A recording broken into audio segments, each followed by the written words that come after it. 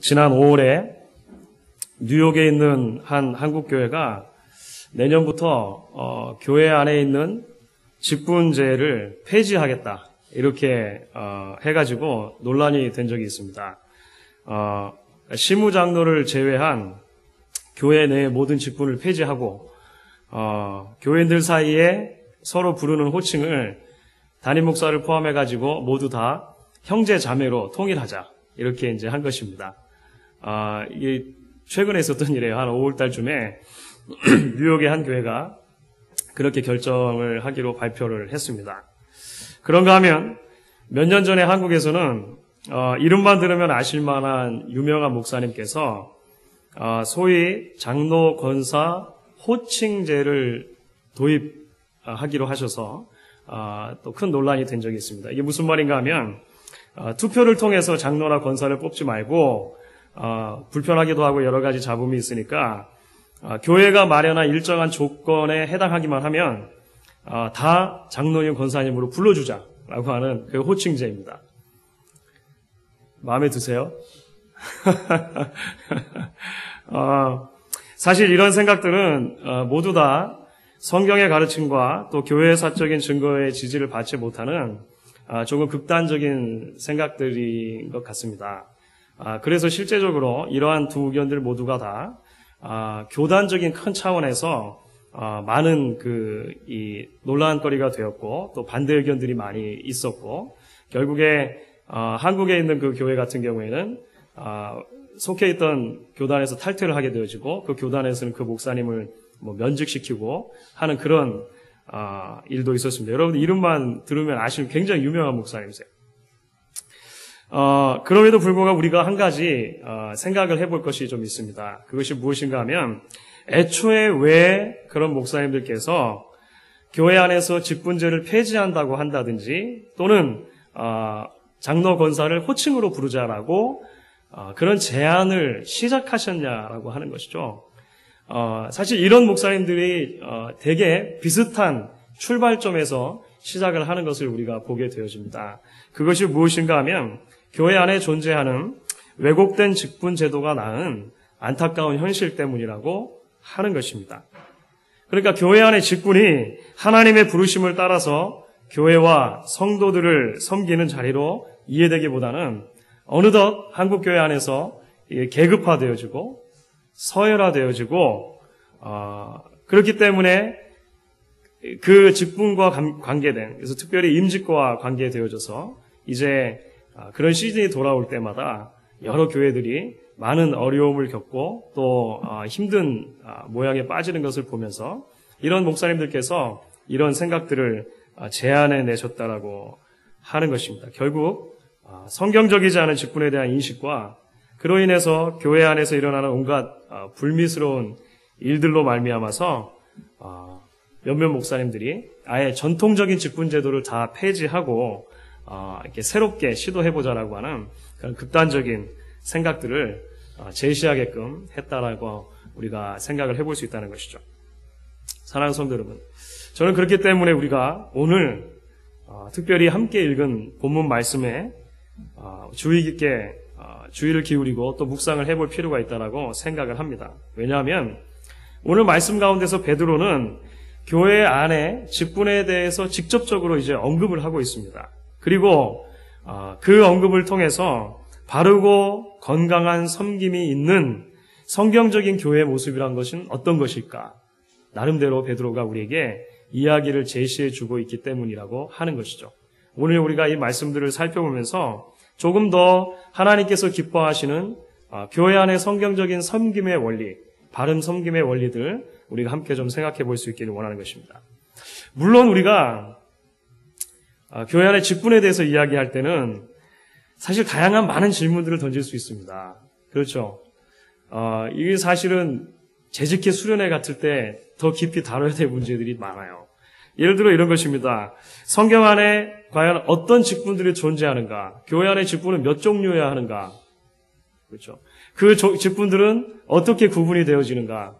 교회사 속에서 그 직분들에 대해서 어떻게 이해되어져 왔고 발전되어져 왔고 지금까지 각 교회들이 어떻게 시스템을 만들어 왔는가?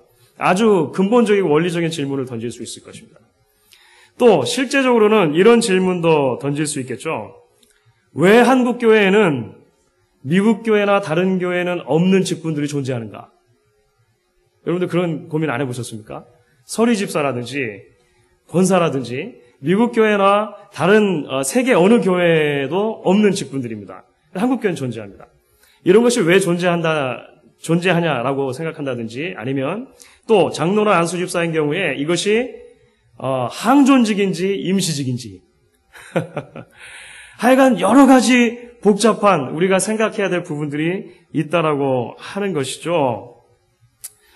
사실 이 모든 질문 하나하나가 오늘날 교회의 조직과 관련해서 매우 중요한 질문들이면은 틀림이 없는 것 같습니다. 그리고 언젠가 여러분들과 좀 더 시간을 가지고 그런 주제들에 대해서 함께 나눌 수 있게 되어지기를 기대하고 그렇게 소망을 합니다. 재직 수양회 같은 때가 될 것이라고 마음에 제가 생각을 하고 있습니다. 한데 오늘은 저희가 그 모든 것들을 다 이 설교 시간에 살펴볼 수는 없고 특별히 우리의 1차적인 초점을 오늘 본문 가운데서 베드로가 이야기하는 것에 조금 더 우리의 관심을 좀 두려고 하는 것입니다. 오늘 본문은 크게 두 단락으로 나눠지죠. 처음 1절부터 4절까지 해서 베드로는 장로들에 대해서 언급하고 있습니다. 그러니까 장로들에 대한 권면의 말씀이라고 할 수 있죠. 그리고 5절은 그 장로들을 제외한 모든 사람들을 언급하고 있습니다. 젊은 자들 이렇게 이야기를 하는 것입니다. 우리는 이러한 베드로의 가르침을 통해서 두 가지 정도 오늘 말씀을 통해 교회 안의 섬김의 원리를 살펴볼 수 있다고 생각을 합니다. 하나는 무엇이냐면 교회 안에서 리더십의 자리에 서게 되는 분들에게 하나님께서 기대하시는 섬김의 모습이 무엇인가라고 하는 것입니다. 물론 베드로는 엄격하게 말해서 장로에 대해서 언급을 하고 있습니다만 사실 이것은 목사와 장로, 안수집사와 권사를 비롯해서 교회 안에서 특별히 리더의 자리로 세움을 받은 모든 직분자들에게 적용이 될 수 있는 말씀입니다. 우리가 그래서 그러한 관점으로 함께 한번 말씀을 살펴보게 될 것입니다. 그리고 나서 베드로는 그런 리더들을 향한 나머지 성도들의 자세는 무엇이냐에 대해서도 5절 말씀에서 이야기를 하고 있죠.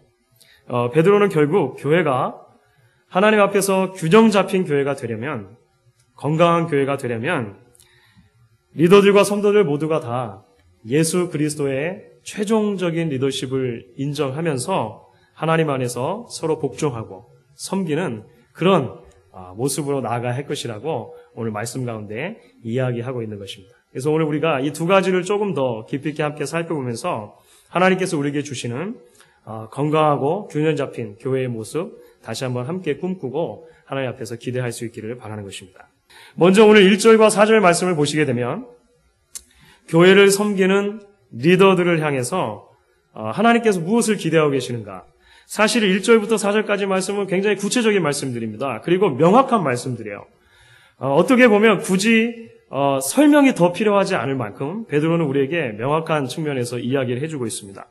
1절부터 4절까지 말씀을 우리가 같이 한번 읽도록 할까요? 우리 이번에는 교독하도록 하겠습니다. 제가 먼저 읽고 여러분들이 읽으시고 이렇게 교독하시면 좋겠습니다. 너희 중 장로들에게 권하노니 나는 함께 장로된 자요 그리스도의 고난의 증인이요 나타낼 영광에 참여할 자로라. 하지 말고 오직 하나님의 뜻을 쫓아 더러운 일을 위하여 하지 말고 오직 즐거운 뜻으로 맡기운 자들에게 주장하는 자세를 하지 말고 오직 양무리의 본이 되라. 그리하면 목자장이 나타나실 때에 시들지 아니하는 영광의 면류관을 얻으리라. 아멘. 어떠한 모양으로든지 교회 안에 섬김의 자리에 서 계셔서 여러분께서 섬기고 있으시다면 이 말씀이 그대로 여러분들에게 이루어지기를 간절히 바랍니다. 그러십니까? 예. 자, 그래도 이게 설교를 안 할 수 없으니까 조금 설명을 하도록 하겠습니다. 우선 우리가 이 베드로의 권면을 통해서 함께 생각을 해보기 원하는 것은 교회를 섬기는 리더십의 아주 중요한 원리가 하나 베드로의 가르침 속에 숨겨져서 우리에게 주어지고 있습니다. 그것은 무엇인가 하면 하나님의 교회는 언제나 복수의 리더십에 의해서 이끌어져 가야 한다라고 하는 사실입니다.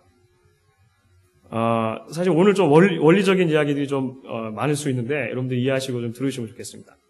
하나님의 교회는 복수의 리더십에 의해서 이끌어져야 한다라고 하는 것입니다. 1절 말씀을 특별히 이렇게 시작하죠. 너희 중 장로들에게 권하노니.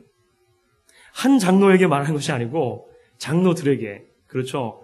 복수 형태로 장로라고 하는 단어를 쓰고 있습니다. 사실 신약 성경에서 장로라고 하는 단어가 사용될 때는 한 번도 단수로 사용된 적이 없습니다. 복수 형태로 사용이 되었죠.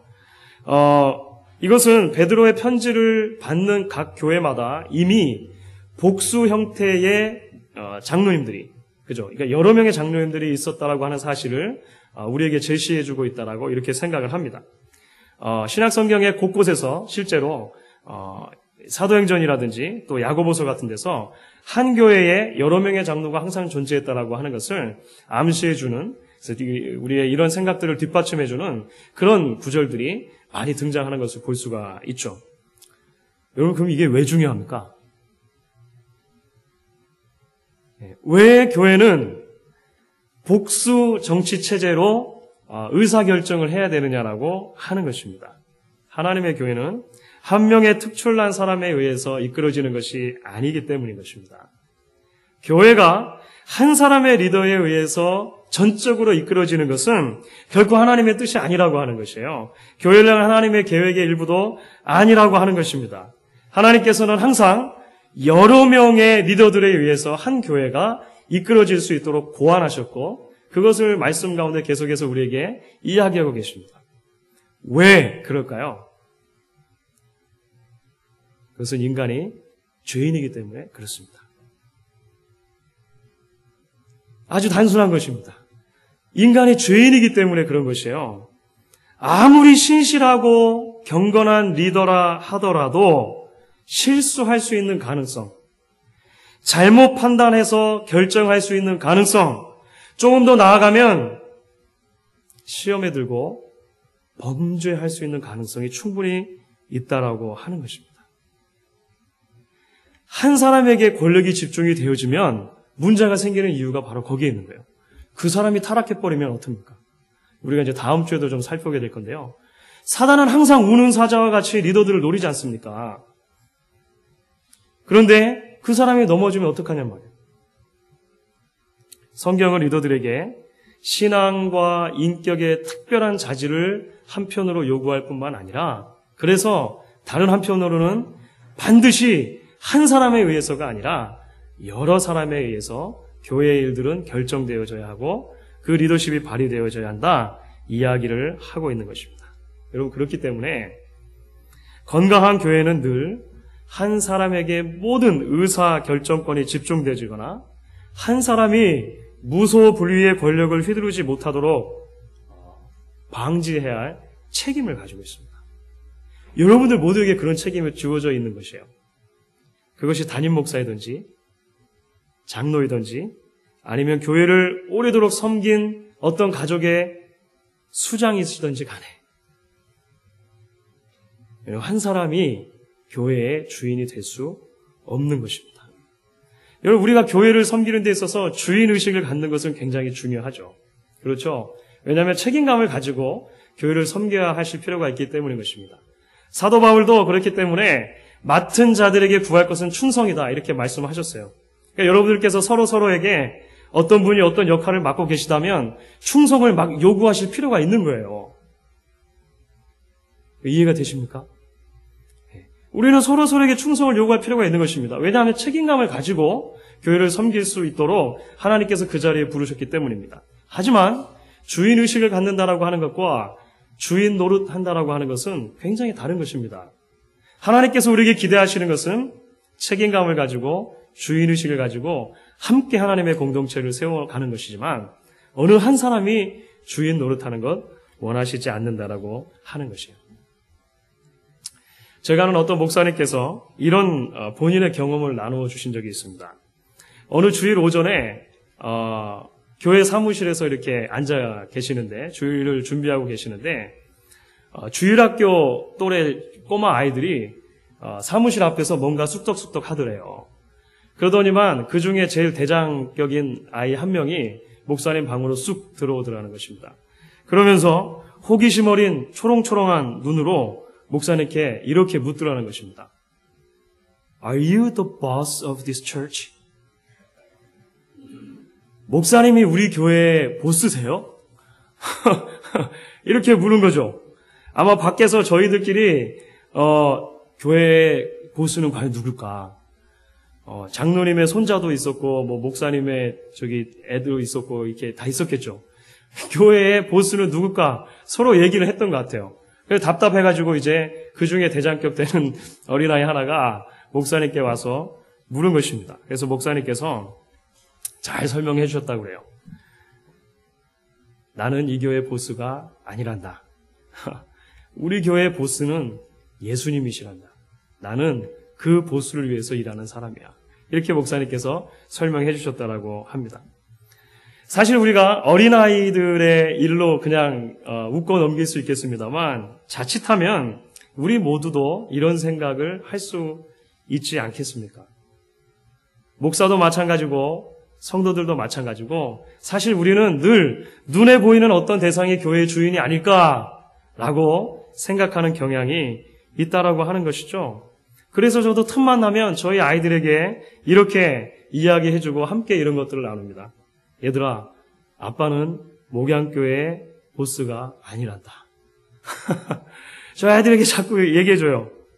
우리 교회의 보스는 오직 예수님이시란다. 아빠는 그 보스를 위해서 일하는 사람일 뿐이야. 여러분도 그렇게 생각하십니까? 감사합니다.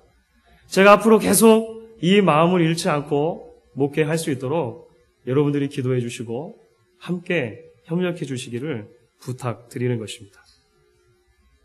교회의 주인은 오직 예수님이라고 하는 것이죠. 그렇기 때문에 예수님께서 우리들에게 섬길 수 있는 자리들을 마련해 주시고 섬길 수 있도록 우리를 예수님의 동력자로 불러주셨다라고 하는 것을 우리가 기억할 필요가 있는 것입니다. 이제 그렇기 때문에 오늘 이렇게 복수 리더십에 대한 베드로의 일반적인 가르침을 생각해 보게 되어지면 이것은 이제 자연스럽게 교회 리더들을 향하신 베드로의 권면의 이제 핵심으로 우리를 다가갈 수 있게 해줍니다. 오늘 1절부터 4절까지 베드로가 여러 이야기를 했습니다. 그 베드로가 말하는 교회 리더들을 향한 섬김의 자세를 한마디로 표현한다면 어떻게 이야기할 수 있을까요? 하나님의 양떼를 하나님의 뜻대로 섬기는 선한 목자들이 되라는 것이죠. 여러분 1절부터 4절까지 빨리 쫙 요약을 하시면 이렇게 할 수 있습니다. 그렇죠? 하나님의 양떼를 하나님의 뜻대로 섬기는 선한 목자들이 되라 이야기를 하고 있는 것입니다. 무엇보다도 중요한 것은 베드로가 교회를 그리고 성도들을 하나님의 양무리, 하나님의 양떼라고 소개하고 있다라고 하는 점입니다. 성도들이 하나님의 양떼인 것이죠. 하나님의 소유라고 하는 것입니다.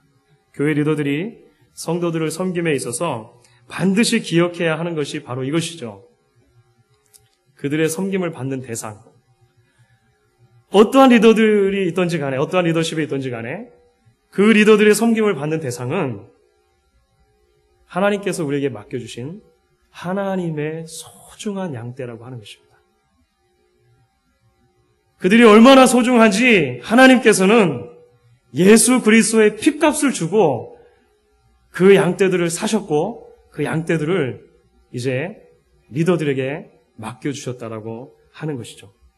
교역자로, 장로로, 안수 집사로, 권사로 또 각 부서와 기관에서 하나님께서 주신 은사를 따라 리더로 세움을 받은 주 안에서 사랑하는 동력자 여러분. 여러분들이 섬기고 있는 아이들과 청년들과 부모들이 하나님께서 여러분에게 맡겨주신 소중한 하나님의 양떼라고 믿으셔야 합니다. 여러분들께서 섬기고 계시는 찬양대원, 구역원, 부서들, 나아가서 모든 성도들이 하나님께서 여러분들에게 맡겨주신 소중한 양떼라고 하는 것을 믿으셔야 한다라고 하는 것이죠. 그리고 그 믿음 가운데 하나님께서 기뻐하시는 선한 목자가 되어줄 수 있기를 바라는 것입니다. 오늘 나가서 베드로가 우리에게 이렇게 이야기합니다. 성도들이 하나님의 양떼이기 때문에 리더들은 특별히 하나님의 뜻대로 그들을 섬기는 선한 목자가 돼야 한다는 거예요. 그렇죠? 목자들에게 기대하시는 하나님의 뜻이 무엇입니까? 그것이 구체적으로 2절부터 3절까지 말씀에 나와 있다고 생각을 해요. 우리가 아까 읽었지만 이렇게 말을 하죠. 너희 중에 있는 하나님의 양무리를 치되 돌보되, 이런 뜻입니다. 부득이함으로 하지 말고 오직 하나님의 뜻을 좇아 자원함으로 하며, 더러운 일을 위하여 하지 말고 오직 즐거운 뜻으로 하며, 맡기운 자들에게 주장하는 자세를 하지 말고 오직 양무리의 본이 되라. 이게 무슨 말입니까? 어떤 모양으로든지 교회 안에서 섬김의 자리에 있는, 직분자의 자리에 있는 사람들에게 하나님께서 기대하시는 뜻이 무엇이냐라고 하는 것입니다. 할 수 없어서 억지로 감당하는 것이 아니라 자원하는 마음으로 감당하기를 하나님께서 기대하시는 것입니다. 물질적인 이익이나 세속적인 야망이나 명예를 위해서가 아니라 순수히 하나님을 섬기기를 원하고 양들을 섬기기를 원하는 마음으로 감당하라고 하는 것이에요. 권위주의적인 자세가 아니라 오히려 양떼들의 모범이 되는 삶으로 섬기라고 이야기를 하고 있는 것입니다. 교회나 성도가 하나님의 양떼라고, 하나님의 소유라고 생각한다면 우리는 자연스럽게 베드로가 말하는 이러한 하나님께서 우리에게 기대하시는 섬김의 자세로 나아갈 수 있을 것이라고 생각을 합니다. 여기서 재미있는 것은 특별히 베드로가 교회 리더들이 교회의 주인이 아니고 단지 하나님의 양떼를 돌보는 일꾼이다 라고 하는 것을 이야기하기 위해서 스스로 신조어를 고안해서 사용하고 있다라고 하는 것입니다. 이게 아주 재밌습니다. 신약 성경 전체에서 베드로 혼자 단 여기서 한 번 딱 사용한 단어예요. 동시대의 어느 글에도 발견되지 않습니다. 그것이 무엇일까요? 저희는 하도 들어가지고 이게 원래 있는 단어인지 아는데 4절에 나오는 목자장이라는 단어입니다. 목자장. Chief Shepherd. Chief Shepherd라고 하는 이 목자장이라는 단어는 헬라 원어로 한 단어입니다. 한 단어인데 동시대 어느 문학에도 없고 그 이전에도 없었어요. 그 이후에도 이제 이후에는 베드로를 따라서 사용한 사람도 있었겠지만 이게 말하자면 신조어입니다. 신조어. 베드로가 자기 자신이 생각하는 교회 리더십의 바른 모습을 이야기하기 위해서 새로운 단어를 만들어서 사용하는 거예요. 목자장. 대장 목자가 있으시다라고 하는 것이죠. 마치 요즘에 멘붕이나 카톡도 신조어라고 할 수 있나요? 멘붕이라는 단어를 처음 들어보신 분도 계시죠? 이게 제가 볼 때는 2012년도에 아마 거의 최고의 신조어가 아닐까 생각이 들어요. 이게 멘탈 붕괴, 이런 준말이어가지고 어떤 큰 충격을 받아서 사람이 정신을 못 차리는 상태에 있을 때 요즘에 한국 사람들은 멘붕 상태다. 이렇게 하는 거예요. 그래도 무슨 말인지 모르시겠죠? 이런 게 신조어지 않습니까? 그죠? 신조어. 계속 생겨나는 말입니다. 베드로는 지금 목자장이라고 하는 신조어를 만들어낸 거예요. 베드로가 이것만 사실 만들어낸 게 아닙니다. 오늘 본문 가운데 또 하나 베드로가 만들어낸 신조어가 있어요. 그것이 무엇이냐면 5장 1절에 함께 장로된 자라고 하는 단어가 있습니다. 이것도 헬라어로 한 단어입니다. co-elder. 함께 장로, 함께 된 장로, 이런 한 단어인데 이것도 그 이전에 없던 단어입니다. 베드로가 이 단어를 만들어낸 거예요. 그래서 내가 사도임에도 불구하고, 그렇죠. 베드로는 사도 아닙니까? 특별히 베드로가 증거하는 것은 내가 예수 그리스도의 고난에 직접 눈으로 본 증인이 되었다라고 말함에도 불구하고 사도인 베드로도 자신의 특권이나 기득권을 사람들에게 강요하지 않고 나는 지교회를 섬기는 여러 리더들과 마찬가지로 함께 장로된 자임에 불과합니다. 라고 하는 것을 이야기해 주기 위해서 신조어를 또 개발한 거죠. co-elder. 함께 장로된 자.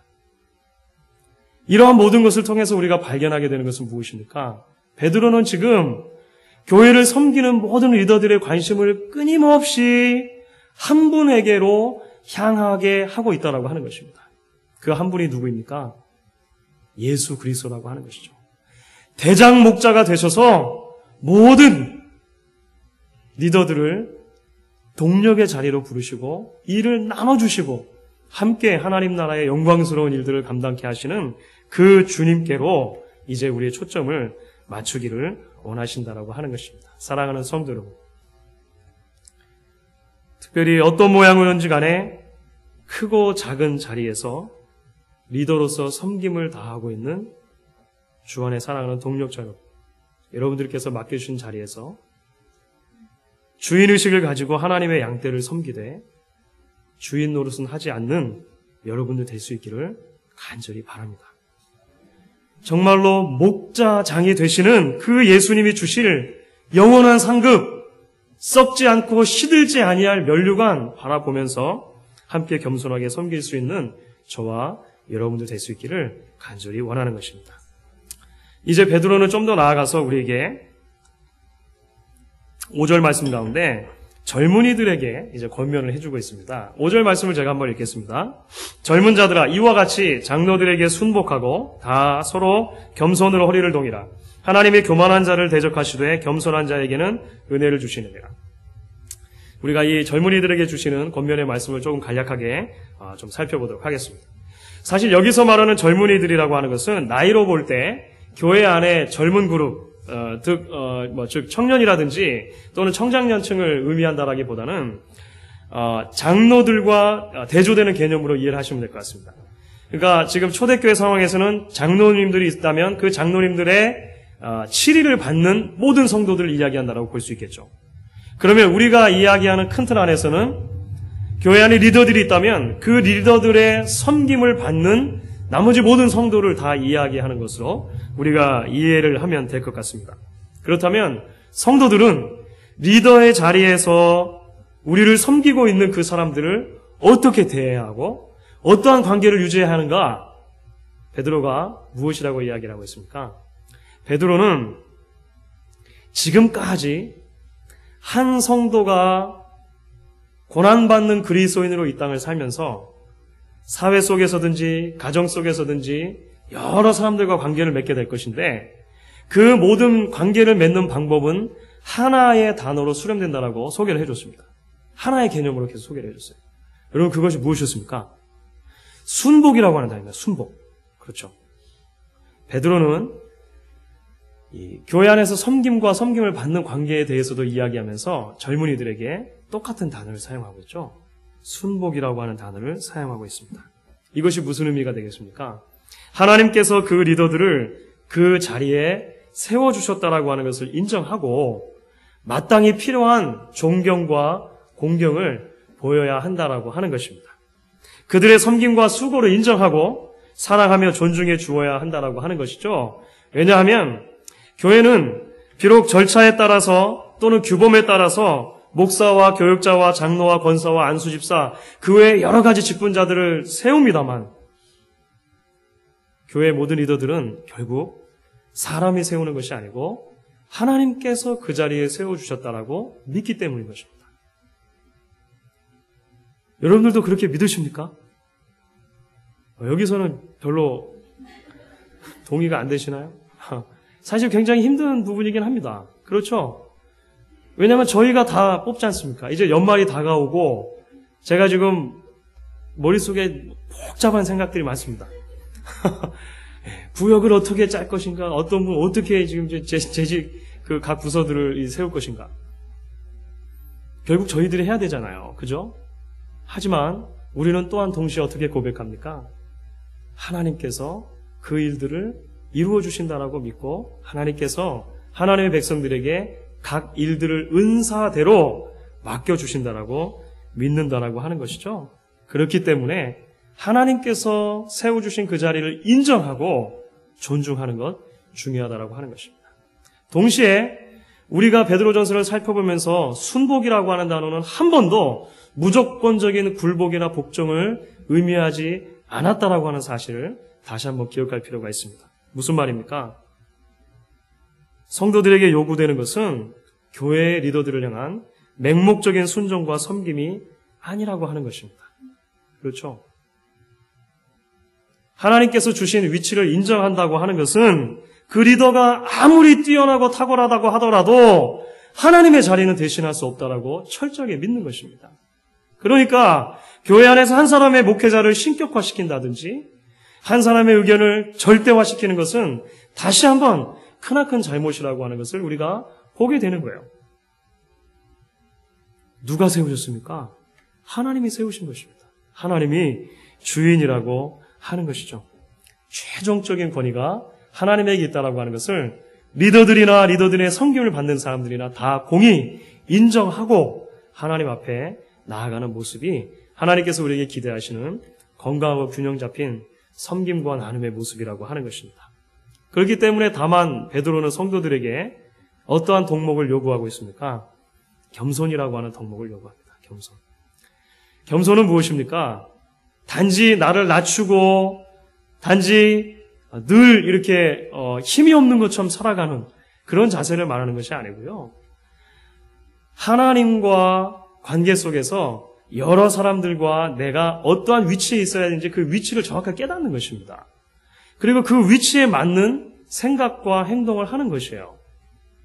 그래서 사도 바울은 자신의 편지 가운데 마땅히 품어야 할 생각을 품지 않는 것도 겸손이라고 이야기를 합니다. 하나님께서 내게 주신 자리에서 최선을 다해 섬기고 그 바운더리를 넘어가지 않는 것, 그것도 겸손의 일종이다라고 이야기를 하는 것이죠. 오늘 베드로 사도는 하나님의 교회에게 바로 이러한 섬김으로 함께 나아가야 될 것을 이야기하고 있는 것입니다. 말씀을 좀 정리를 해보도록 하겠습니다. 제가 몇 달 전에 메릴랜드 지역에 있는 한 교회를 방문할 기회가 있었습니다. 체육관까지 딸려있는 큰 건물이 있고 또 주차장도 아주 큰 굉장히 교회 건물이 잘 지어져 있는 그런 교회였습니다. 필라델피아에서 여러 목사님들이 같이 방문을 했는데 평일인데 많은 성도님들께서 나오셔서 그 목사님들을 참 융숭하게 대접해 주셨어요. 그래서 참 한편으로 마음이 푸근해지고 감사한 마음이 생겼었습니다. 그런데 식사를 하던 중에 벽에 붙어있는 현수막 하나를 보게 되었습니다. 그 식사하는 식당, 그 체육관이기도 했는데요. 체육관 벽에 큼지막한 현수막 하나가 붙어 있었어요. 그 현수막의 제목이 이것이었습니다. 무슨 교회니까 무슨 교회 신앙생활 10계명 이렇게 돼 있었습니다. 제가 그것을 읽어 나가면서 사실 적잖게 충격을 받았고 좀 씁쓸한 마음이 들었었습니다. 몇 가지만 소개를 해볼까요?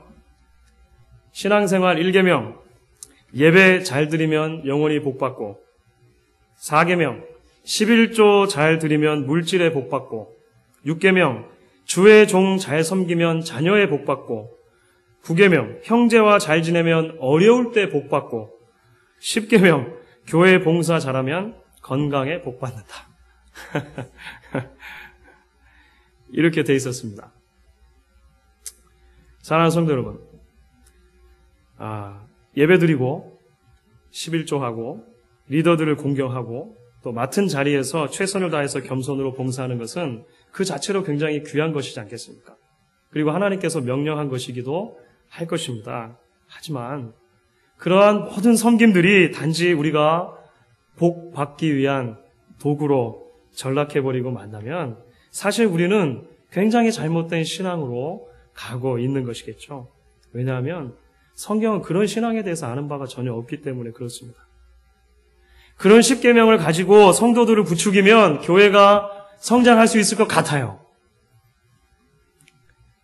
목사가 사실 조금 더 편해질 수 있을 것 같아요. 그렇지 않습니까? 그 10계명을 하루에 한 번씩 외우고, 막 외우게 하고, 묵상하게 하고, 말이죠. 막 시험 보고, 구역별로 외우고, 막, 이렇게 하면 세뇌가 될 것 아닙니까? 그러면 자연스럽게 그런 사고방식에 저절르지 않겠습니까? 하지만 그것을 하나님께서 기뻐하시는 건강하고 균형 잡힌 교회의 성숙한 모습이라고는 볼 수 없겠다라는 생각이 제게 들었습니다. 사랑하는 여러분, 하나님께서 우리 모두를 섬김의 자리로 부르기도 하셨고 섬김을 받는 자리에 부르기도 하셨습니다. 사실 대개의 경우에 있어서 우리는 섬기는 자리에 있으면서 동시에 누군가의 섬김을 받는 자리에 있어요. 그렇죠? 그렇기 때문에 오늘 말씀은 우리 모두에게 동전의 양면과 같이 다 적용되어져야만 하는 말씀인 것입니다. 그런데 하나님께서 우리에게 기대하시는 섬김과 헌신은 우리가 복받기 위한 도구나 통로쯤이 아니라 지금 우리가 가진 모든 것이 하나님께로부터 왔다라고 하는 하나님의 은혜라고 하는 고백을 통해서만 가능하다라고 하는 것입니다. 왜냐하면 우리의 섬김과 겸손의 헌신은 우리에게 주신 갚을 길이 없는 하나님의 은혜에 감사하는 마음으로 우리가 하나님께 기꺼이 맺어드리는 우리 삶의 자연스러운 열매여야 하기 때문에 그런 것입니다. 우리 모두를 이런 자리로 부르시는 하나님의 부르심에 우리가 믿음으로 응답하고 정말로 우리 교회가 하나님께서 기뻐하시는 바른 섬김이 있는 건강하고 균형 잡힌 교회로 세워질 수 있기를 주님의 이름으로 간절히 축원하는 것입니다.